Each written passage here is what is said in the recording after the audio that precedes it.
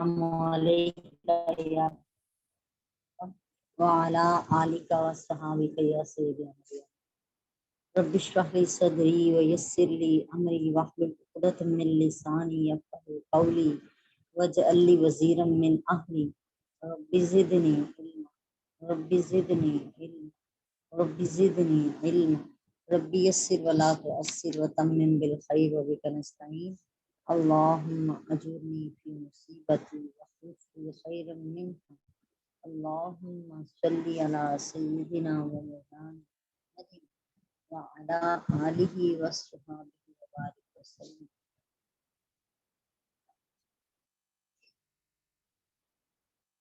अल्लाह ताला का करोड़ दफ़ा शुक्र और एहसान है जिसने हमें अपने कुरान की तालीम हासिल करने के लिए मखसूस फरमा दिया है। अल्लाह ताला हमें इस्तिकामत की नेमत अता फरमाए और इस अजीम कलाम को समझने के लिए हमारी ज़हनी और जिस्मानी क़ुव्वतों को बढ़ा दे। अल्लाहुम्मा आमीन।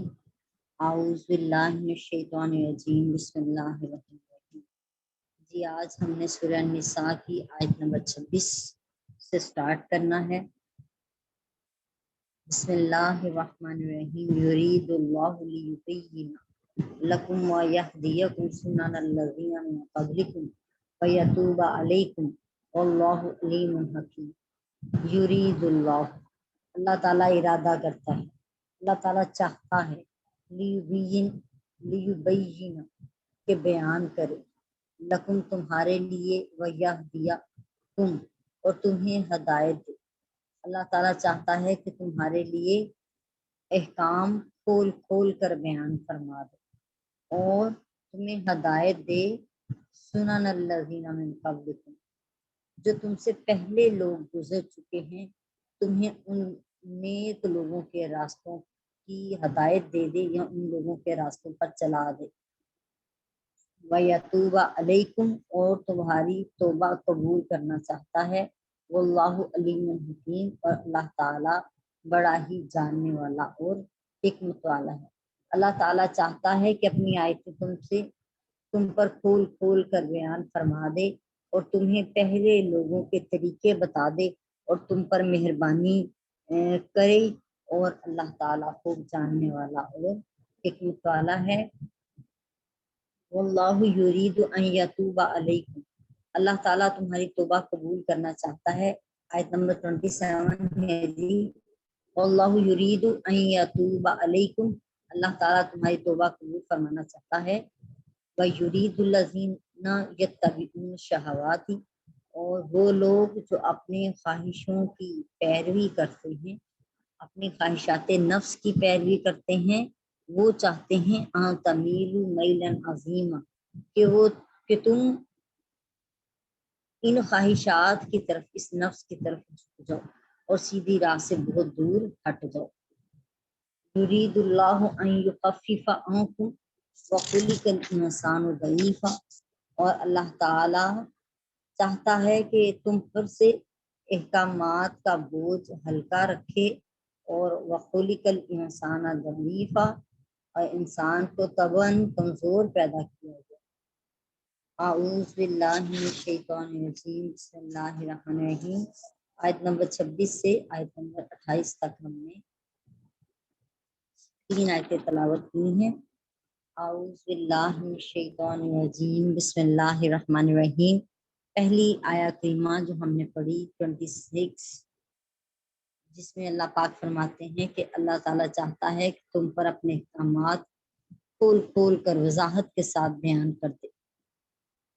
इस आयत का मानी यह है कि अल्लाह ताला ने तमाम अहकाम शरिया बयान कर दिए हैं, हलाल को हराम से अलग वाज़े कर दिया है, अच्छे और नेक कामों को बुरे और कबीह कामों से अलग कर दिया है।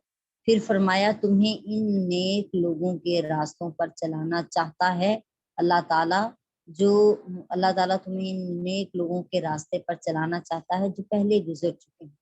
इसका मानी यह है कि तुमसे पहले जो नेक, साले और हक परस्त लोग गुजरे हैं, अल्लाह ताला ने तुम्हारे सामने इनकी सीरतें बयान कर दी हैं ताकि तुम हक की इत्तबा करो और बातिल से इज्तनाब करो। پھر فرمایا اللہ تمہاری توبہ قبول کرنا چاہتا ہے۔ یہ آیا کریمہ کا حصہ کہ اللہ تعالیٰ تمہیں پہلے لوگوں کے، نیک لوگوں کے راستوں پر چلانا چاہتا ہے، جیسے کہ ہم سورہ فاتحہ میں پڑھتے ہیں صراط الذین انعمت علیہم غیر المغضوب علیہم ولا الضالین، وہاں ہم دعا کرتے ہیں کہ اللہ پاک جی ہم ان لوگوں کے راستے پر چلا جن پر تیرا انعام ہوا، اور ہم پہلے بھی پڑھ چکے ہیں انعام یافتہ لوگ 4 ہیں، تو یہ انہی لوگوں کا ہی تذکرہ ہے کہ جو نیک تھے، صالحین تھے، حق پرست تھے، سچے راستے پر سچے راستے کی تلاش میں رہتے تھے اور سچے راستے کا ہی انتخاب کرتے تھے، یعنی کہ انبیاء کرام، شہداء، صدیقین اور صالحین، یہ سب لوگ جو ہیں جن سے اللہ تعالیٰ راضی ہوا اور جن پر اللہ نے اپنا انعام فرمایا، اللہ پاک نے تمہارے سامنے ان کی سیرتیں بیان کر دی ہیں تاکہ تم حق کے راستے پر چلو اور اس کی پیروی کرو اور ان لوگوں کو اپنا آئیڈیل بنا لو۔ پھر فرمایا اللہ تمہاری توبہ قبول کرنا چاہتا ہے، اس کا معنی یہ ہے کہ اللہ کے بیان کیے ہوئے احکام شریعہ پر عمل کرنے میں اور اہل حق کی پیروی کرنے میں اگر تم سے کوئی کمی کجی ہو جائے، کوئی زیادتی ہو جائے تو اللہ تعالیٰ سے استغفار کرو، اللہ تعالیٰ توبہ قبول کرنے والا بڑا ہی مہربان ہے۔ اگلی آیت جی ہم نے پڑھی آیت نمبر 27، اللہ تعالیٰ تمہاری توبہ قبول کرنا چاہتا ہے اور جو لوگ اپنے خواہشات نفس کی پیروی کرتے ہیں وہ تمہیں اس سے سیدھی راہ سے بہت دور ہٹا دینا چاہتے ہیں۔ خواہش نفس کی پیروی کرنے والوں سے مراد وہ لوگ ہیں جو یہ چاہتے ہیں کہ زنا حلال ہو جائے یا بعض محرمات حلال ہو جائیں، جیسے کہ اس کام کے لیے شیطان نے بہت کچھ آراستہ کر دیا کہ ہمیں ہمارے لباس اس طرح کے کر دیے ہیں جس سے ہم ننگوں میں ہی شمار ہیں، جیسے کہ نبی کریم صلی اللہ علیہ وسلم نے فرمایا ہے۔ تو کیونکہ زنا شروع ہی یہاں سے ہوتا ہے کہ جب انسان اس دائرہ کار سے یعنی ستر سے باہر نکل آتا ہے یا اپنے مالک کے احکامات سے باہر نکلتا ہے، حرام کو حرام نہیں سمجھتا، حلال کو کے لیے نہ کوشش کرتا ہے نہ ترغیب دیتا ہے، بلکہ سوچ اور فکر یہ ہے کہ جو سب کر رہے ہیں بس ویسا کرو، انہی کے معاملات کے ساتھ، تو جیسے سب لوگ چل رہے ہیں ویسے ہی چلو۔ تو یہاں پہ ایک بات کلیئر کی جا رہی ہے کہ اللہ تعالیٰ تمہاری جو تم نیک لوگوں کے راستے پر چلتے ہوئے جو چھوٹی موٹی غلطیاں کرتے ہو، اللہ تعالیٰ سے استغفار کرو تو اللہ تعالیٰ تمہیں معاف کر دے گا، لیکن آگے کلیئر کر دیا اس بات کو کہ اللہ تو تمہاری توبہ قبول کرنا چاہتا ہے، اور جو نفس کے پیروکار لوگ ہیں اپنے خواہشات کے پیچھے بھاگ رہے ہیں، وہ ان کی کوشش یہ ہے کہ تم لوگوں کو بھی، خود بھی ہٹے ہوئے ہیں، تم لوگوں کو بھی دور ہٹا اور سیدھے راستے سے دور کر دیں۔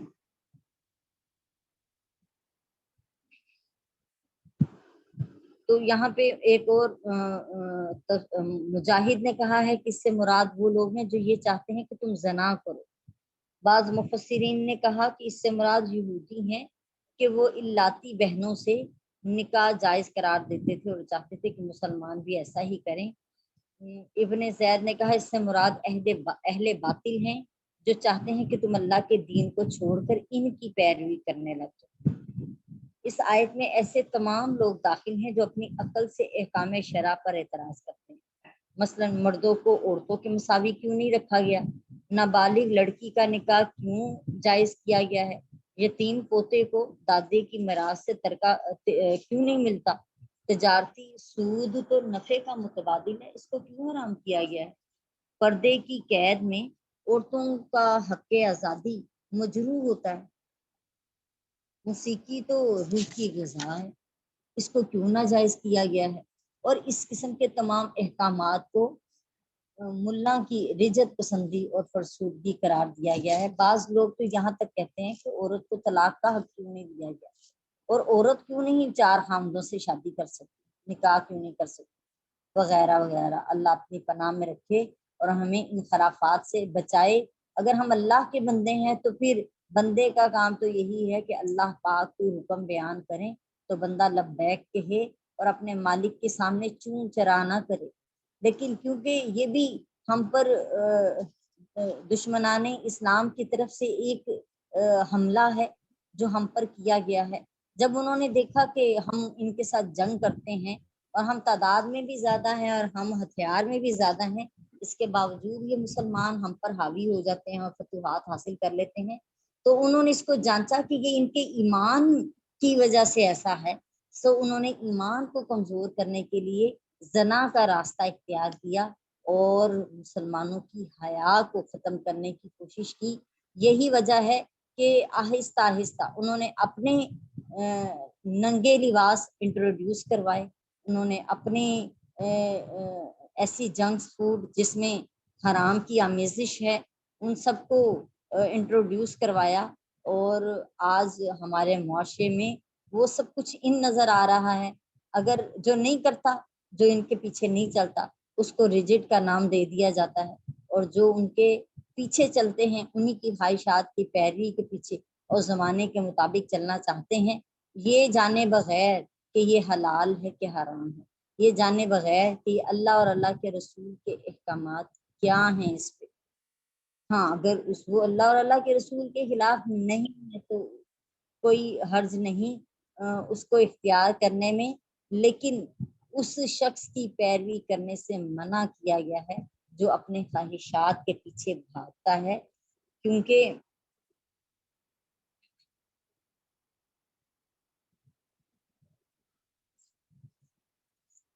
ان کی کوشش یہی ہے کہ وہ دین کو توڑ مروڑ دیں اور جو ہے اپنے دلی اپنے نفس کی خواہشات کے پیچھے ان کو لے کر جائیں. اللہ پاک معاف فرما دے اور ہمیں سیدھے راستے سے یہ لوگ دور ہٹانا چاہتے ہیں. اللہ پاک ہمیں سیدھے راستے پر قائم و دائم فرمائے.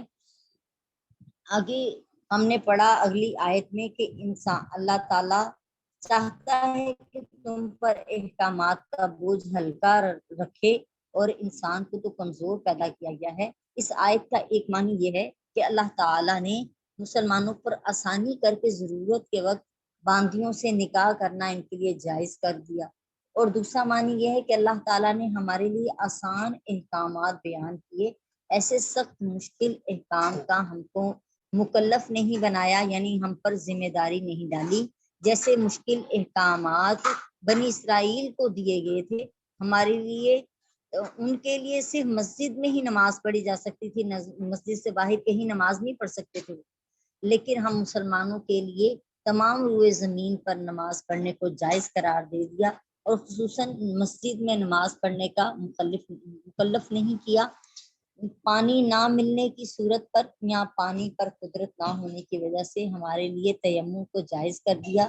قربانی کو کھانا ہم پر حلال کیا، مال غنیمت کا کھانا ہم پر حلال کیا. گناہ کے لیے استغفار اور توبہ رکھ دی. بنی اسرائیل کی شریعت کی طرح یہ نہیں تھا کہ تم ایک دوسرے کو قتل کرو گے تو تمہاری توبہ قبول ہوگی. سفر اور بیماری میں روزہ نہ رکھنے کی رخصت دے دی گئی، اور سفر میں 4 رکعت والی نماز کو قصر کر کے 2 رکعت کر دیا گیا. غرض یہ کہ پچھلی شریعتوں کے مقابلے میں جو کہ پہلی شریعتیں بہت مشکل تھی وہ ہم پر آسان کر دی گئیں. اللہ تعالیٰ سورہ اعراف کی آیت نمبر 157 میں بیان کرتے ہیں کہ وہ نبی امی صلی اللہ تعالی علیہ وآلہ وسلم ان مسلمانوں سے یا ان لوگوں سے مشکل احکام کا بوجھ اتارتے ہیں اور ان کے گلے کے توق ان سے نکال کر دور کرتے ہیں. سورہ البقرہ کی آیت نمبر 185 میں آیا اللہ تم پر آسانی کا ارادہ فرماتا ہے اور تنگی کا ارادہ نہیں کرتا. سورہ حج کی آیت نمبر 78 میں آیا اور اللہ نے دین میں تم پر کوئی تنگی نہیں رکھی. امام محمد بن اسماعیل بخاری صحیح بخاری شریف میں بیان کرتے ہیں حضرت ابو ہریرہ رضی اللہ تعالی عنہ سے کہ رسول اکرم صلی اللہ علیہ وآلہ وسلم نے فرمایا تم آسانی کرنے کے لیے بھیجے گئے ہو، مشکل میں ڈالنے کے لیے نہیں. حضرت عائشہ صدیقہ رضی اللہ تعالیٰ عنہ بیان کرتی ہیں کہ رسول اللہ صلی اللہ علیہ وآلہ وسلم کو جب بھی 2 کاموں میں سے کسی ایک کا اختیار دیا جاتا تو آپ زیادہ آسان کام کو اختیار فرماتے. بشرط یہ کہ وہ گناہ نہ ہو۔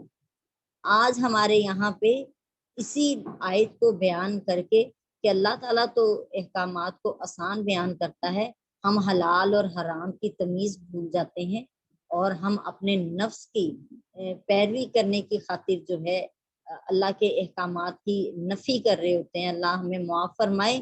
جو حکم جیسے بیان ہوا ہے ویسے ہی بیان کرنے کا معاملہ ہے۔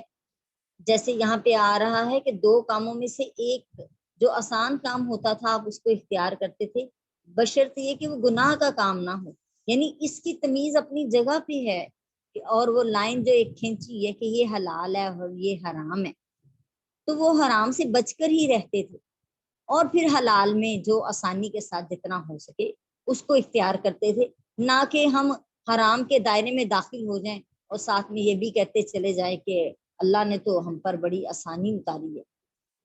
حلال اختیار کرنے میں آسانی اتاری ہے، حرام اختیار کرنے میں کوئی آسانی نہیں اتاری۔ اسی طرح جب کسی مسئلے میں علماء اور فقہا کے مختلف قول ہوں تو مفتیان اکرام کو بھی اس قول پر فتویٰ دینا چاہیے جو مسلمانوں کے لیے آسان ہے۔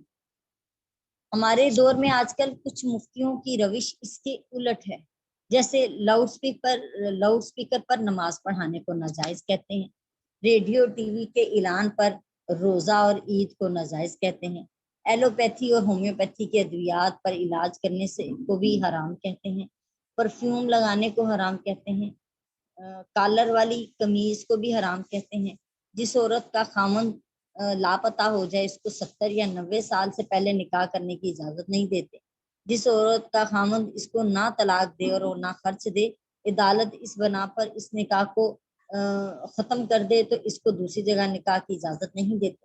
نماز میں اگر سجدے میں انگلیوں کے پیڑ زمین پر نہ لگیں تو کہتے ہیں نماز ٹوٹ گئی ہے۔ اسی طرح بہت سے معاملات میں سخت اور مشکل احکامات کو بیان کرتے ہیں، جبکہ اس کے بالمقابل آسان احکام اور دلائل بھی فقہا کی عبارات سے ثابت ہیں۔ یعنی ہمارا دین جو ہی ہمارے پاس کوئی عذر آتا ہے تو ہمیں آسانی دیتا ہے کہ اگر ہم کھڑے ہو کے نماز نہیں پڑھ سکتے تو بیٹھ کے پڑھ لیں، بیٹھ کے نماز نہیں پڑھ سکتے تو لیٹ کے پڑھ لیں، لیٹ کے بھی نماز پڑھنے کی ہمت نہیں تو اشارے آنکھ کے اشارے سے ہی نماز کی نیت کریں اور نماز کو ادا کریں، نہ کہ نماز کو چھوڑ دیں۔ جبکہ آج ہم سب کی روش کیا ہے، ہم دنیا کے معاملات میں بھاگتے نظر آتے ہیں، لیکن جب نماز کی باری آتی ہے تو ہم تھک جاتے ہیں، یا نماز کی باری آتی ہے تو ہم نظر انداز کر دیتے ہیں۔ مہمان آ گیا نماز چھوڑ دی، ہم مہمان بن کر چلے گئے نماز چھوڑ دی، بازار چلے گئے نماز روزہ چھوڑ دیا، اور اسی طرح اور بہت سی ایسی خرافات ہیں جس میں ہم کہتے ہیں نماز کو اگلی نماز کے ساتھ ملا کے ادا کر لیں گے، لیکن اس وقت یہ دنیا کے جو معاملات ہیں ان کو ہم پورا کر لیں۔ اللہ پاک ہمیں سمجھنے کی توفیق عطا فرما دے کہ جیسے کیسے نماز پڑھ لینے کا حکم ہے ہمیں اس کو پابندی کے ساتھ اختیار کرنا چاہیے۔ اللہ تعالیٰ سورہ نساء کی آیت نمبر 29 میں بیان کرتے ہیں یا ایھا الذین آمنوا لا تأکلوا اموالکم بینکم بالباطل الا ان تکون تجارۃ عن تراض منکم ولا تقتلوا انفسکم ان اللہ کان بکم رحیما۔ یا ایھا الذین آمنوا، اے ایمان والو، لا تأکلوا اموالکم بینکم، آپس میں ایک دوسرے کے مال بالباطلی ناحق طور پر نہ کھاؤ، الا ان تکون تجارت، سوائے اس کے کہ تم آپس میں تجارت ہو، ترادم میں تم رضامندی کے ساتھ تم ایک دوسرے کے ساتھ تجارت کر رہے ہو، یہ الگ بات ہے۔ ولا تقتلوا انفسکم، اور ایک اپنی آپ کو، اپنے جانوں کو، اپنوں کو قتل نہ کرو، ان اللہ کان بکم رحیما، بے شک اللہ تعالیٰ تو تم پر بہت رحم فرمانے والا ہے۔ اے ایمان والو، ایک دوسرے کا مال ناجائز طریقے سے نہ کھاؤ، سوائے اس کے کہ باہمی رضامندی سے تجارت ہو۔ اس سے پہلی آیتوں میں اللہ تعالیٰ نے جسموں اور بدنوں میں تصرف کرنے کی ہدایت دی تھی، زنا اور عملے قوم لوط سے منع فرمایا تھا۔ اسی طرح جو پاکیزہ رشتے ہیں، مقدس رشتے ہیں، ان کے ساتھ نکاح کرنے سے منع کیا تھا۔ اس آیت میں اللہ تعالیٰ مسلمانوں کو ان کے مالوں میں تصرف کے بارے میں ہدایت دے رہے ہیں کہ تجارت کے ذریعے ایک دوسرے کے مال حاصل کرنے کی اجازت ہے، یعنی ایک دوسرے کے ساتھ مال کرو اور ایک دوسرے سے نفع بھی لو۔ اسی طرح ہبہ، وراثت اور کسی چیز کو بنا کر اس کا مالک ہونا جائز ہے، لیکن جوا سٹا، سود، غصب، چوری، ڈاکہ، خیانت، جھوٹی قسم کھا کر اور جھوٹی گواہی کے ذریعے اور رشوت سے دوسرے کا مال کھانا ناجائز ہے۔ یہاں پہ ہم ناحق طریقے سے جو ہے مال کھانے کی حوالے سے پڑھتے ہیں۔ سود کا ہم آلریڈی ڈسکس کر چکے ہیں، یہاں پہ رشوت کے حوالے سے گفتگو کریں گے کہ کوئی شخص حاکم یا کسی اور افسر مجاز کو کوئی چیز دے تاکہ وہ اس کے حق میں فیصلہ کر دے، یا حاکم کو اپنی منشا پوری کرنے پر ابھارے، سو ایسا مال، ایسا تحفہ وہ جو حاکم کے فیصلے پر اثر انداز ہو، وہ رشوت ہی ہے۔ حضرت عبداللہ بن عمر رضی اللہ تعالی عنہ بیان کرتے ہیں کہ رسول اللہ صلی اللہ علیہ وآلہ وسلم نے رشوت دینے والے اور رشوت لینے والے پر لعنت فرمائی ہے۔ حضرت عبداللہ بن مسعود رضی اللہ تعالیٰ عنہ سے پوچھا گیا سخت کیا معنی ہے؟ انہوں نے کہا رشوت۔ پھر سوال کیا گیا فیصلے پر رشوت لینے کا کیا حکم ہے؟ انہوں نے کہا یہ کفر ہے، کیونکہ اللہ تعالیٰ نے فرمایا جو لوگ اللہ تعالیٰ کے نازل کردہ احکام کے مطابق فیصلہ نہیں کرتے وہ کافر ہے۔ سورہ المائدہ کی آیت نمبر 44 تھی جو آپ کو سنائی ہے۔ کسی پر ظلم کرنے کے لیے یا کوئی ناجائز کام کرانے کے لیے کچھ رشوت دینا، یہ بڑے سمجھنے والا پوائنٹ ہے، ضرور اس کو غور کیجئے۔ کسی پر ظلم کرنے کے لیے یا کوئی ناجائز کام کروانے کے لیے کچھ دینا رشوت ہے، اور اپنا حق حاصل کرنے کے لیے یا خود کو ظلم سے بچانے کے لیے کچھ دینا یہ رشوت نہیں ہے۔ روایت یہ ہے کہ نبی کریم علیہ السلام نے خیبر کا مال غنیمت تقسیم کیا اور بڑے بڑے عطایا دیے، اور عباس بن مرداس کو کچھ نہ مال دیا تو اس پر ناراض ہوا اور شعر پڑھنے لگا۔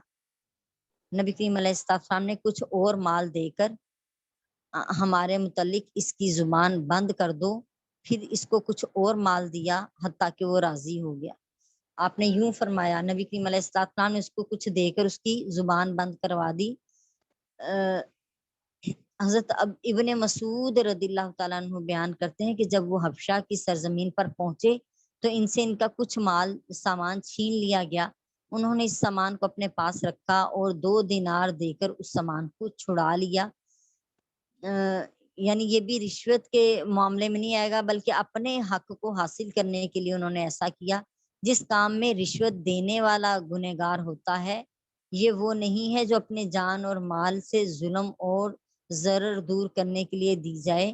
رشوت وہ چیز ہے کہ تم اس چیز کو حاصل کرنے کے لیے کچھ دو جو تمہارا حق ہی نہیں ہے، اور اس میں دینے والا گنہگار ہوتا ہے۔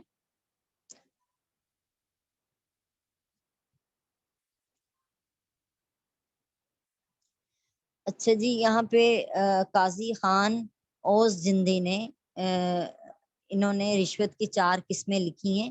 نمبر 1، جو فیصلہ کرنے والا ہے اس کو منصب قضا کو حاصل کرنے کے لیے رشوت دینا، اس میں رشوت دینا اور لینا دونوں حرام ہے۔ کوئی شخص اپنے حق میں فیصلہ کرانے کے لیے رشوت دے، یہ رشوت جانبین سے لینا حرام ہے، خواہ وہ فیصلہ حق اور انصاف پر ہی مبنی کیوں نہ ہو، کیونکہ فیصلہ کرنا قاضی کی ذمہ داری ہے، اس پہ فرض ہے۔ سو اگر قاضی یا جج وغیرہ رشوت لیں گے اور کسی ایک کی طرفداری کر دیں گے چاہے وہ حق پہ ہی کیوں نہ ہو، تو تب بھی حق والے سے بھی کوئی پیسہ وصول کرنا یا توفتاً کوئی تحفہ وصول کرنا درست نہیں ہے۔ اپنی جان اور مال کو ظلم اور نقصان سے پہنچانے کے لیے رشوت دینا تو یہ لینے والے پہ حرام ہے، دینے والے پہ حرام نہیں ہے۔ اسی طرح اپنے مال کو حاصل کرنے کے لیے بھی رشوت دینا جائز ہے اور لینا حرام ہے۔ کسی شخص کو اس لیے رشوت دی کہ وہ اس کو حاکم تک پہنچا دے تو اس کا دینا جائز ہے اور لینا حرام ہے۔ اللہ پاک اپنی حفظ و امان میں رکھے۔ اللہ تعالیٰ ارشاد فرماتے ہیں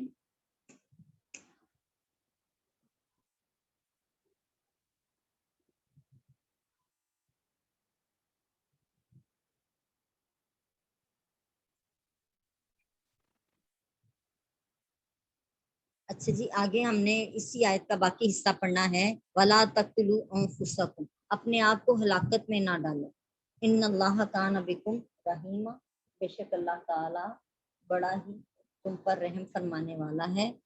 اور اپنے آپ کو ہلاکت میں نہ ڈالو، بے شک اللہ تم پر بہت رحم فرمانے والا ہے۔ اس آیت کے 3 معنی ہیں۔ نمبر 1 معنی یہ ہے کہ مسلمان ایک دوسرے کو قتل نہ کرے، کیونکہ رسول اللہ صلی اللہ علیہ وآلہ وسلم نے فرمایا تمام مسلمان ایک جسم کی طرح ہیں۔ صحیح مسلم شریف کی یہ حدیث پاک ہے۔ اس لیے اگر ایک مسلمان نے دوسرے مسلمان کو قتل کیا تو یہ ایسا ہی ہوگا جیسے اس نے اپنے آپ کو ہی قتل کر دیا۔ دوسرا معنی یہ ہے کہ کوئی ایسا کام نہ کرو جس کے نتیجے میں تم ہلاک ہو جاؤ۔ اس کی مثال یہ حدیث پاک ہے، امام محمد بن اسماعیل بخاری شریف میں بیان کرتے ہیں، حضرت عمرو بن عاص رضی اللہ تعالیٰ عنہ ایک سرد رات میں جنبی ہو گئے، یعنی غسل ان پر فرض ہو گیا تو انہوں نے تیمم کیا، یہ آیت پڑھی کہ وَلَا تَقْتُلُوا أَنفُسَكُمْ إِنَّ اللَّهَ كَانَ بِكُمْ رَحِيمًا، اپنے آپ کو قتل نہ کرو، بے شک اللہ تم پر رحم فرمانے والا ہے۔ پھر نبی کریم علیہ السلام سے اس کا ذکر کیا تو آپ نے ان کو ملامت نہیں کی۔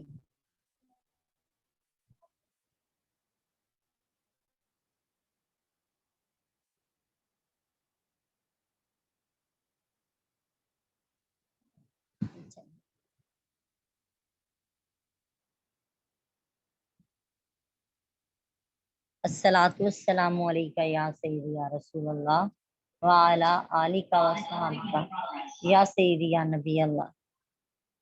جس کا تیسرا معنی یہ ہو سکتا ہے، اس کا تیسرا معنی یہ ہے اس آیت کا کہ مسلمانوں کو اللہ تعالیٰ نے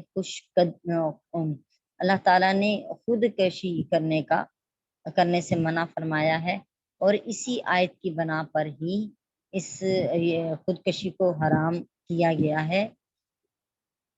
امام مسلم بیان کرتے ہیں حضرت ابو ہریرہ رضی اللہ تعالیٰ عنہ سے کہ رسول اللہ صلی اللہ علیہ وسلم نے فرمایا جو شخص جس ہتھیار سے خودکشی کرے گا دوزخ میں وہ ہتھیار اس شخص کے ہاتھ میں ہوگا، اور وہ شخص جہنم میں اس ہتھیار سے ہمیشہ خود کو زخمی کرتا رہے گا، اور جو شخص زہر سے خودکشی کرے گا وہ جہنم میں ہمیشہ زہر کھاتا رہے گا، اور جو شخص پہاڑ سے گر کر خودکشی کرے گا وہ جہنم کی آگ میں ہمیشہ گرتا ہی رہے گا۔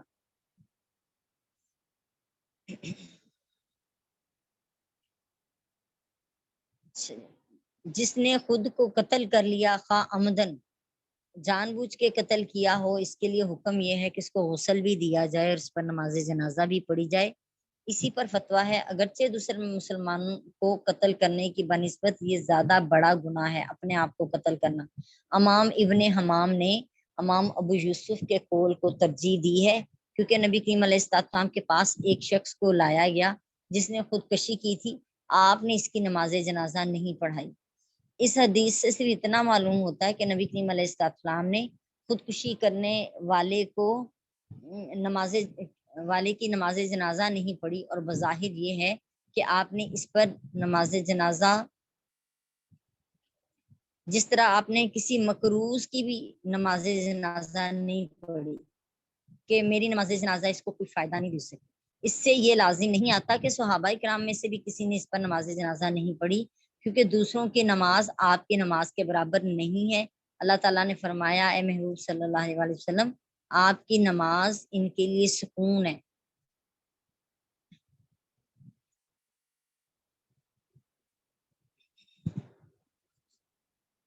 اچھا جی، کیونکہ ہم یہ بات نہیں کہہ سکتے کہ جی اس کی توبہ مقبول نہیں ہے، کیونکہ مطلقاً گنہگار کی توبہ مقبول ہوتی ہے، بلکہ کافر کی توبہ بھی کفر سے قطعاً مقبول ہوتی ہے، حالانکہ اس کا گناہ زیادہ ہے۔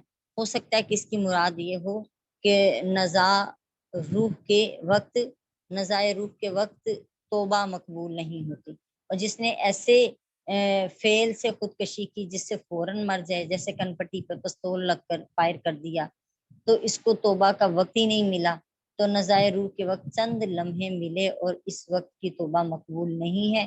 اور جس نے اپنے آپ کو کسی آلے سے زخمی کر لیا اور اس کے بعد کچھ دن زندہ رہا اور اس نے توبہ کر لی، تو اس کی توبہ کی قبولیت کا یقین رکھنا چاہیے۔ یہ ساری بحث اس کے بارے میں ہے جس نے جان بوجھ کر خود کو قتل کیا ہے، اور جس نے خود کو غلطی سے قتل کر دیا اس کا شمار شہداء میں ہوگا۔ اللہ پاک سب بہتر جاننے والے ہیں کہ کون کس درجے میں داخل ہے۔ اللہ پاک محفوظ فرمائے اور ہمارے سارے مسلمان بہن بھائیوں پہ رحم اور کرم فرمائے۔ خلاصہ یہ ہے کہ کسی بڑے عالم اور مفتی کو اس کی نماز جنازہ نہیں پڑھانا چاہیے، اور عام مسلمان کو چاہیے کہ اس کی نماز جنازہ پڑھا دے جس نے خودکشی کی ہو۔ صدق اللہ العظیم۔ اللہ تعالی ہمیں سمجھنے کی اور عمل کی توفیق عطا فرمائے۔ انشاءاللہ تعالی آیت نمبر 30 سے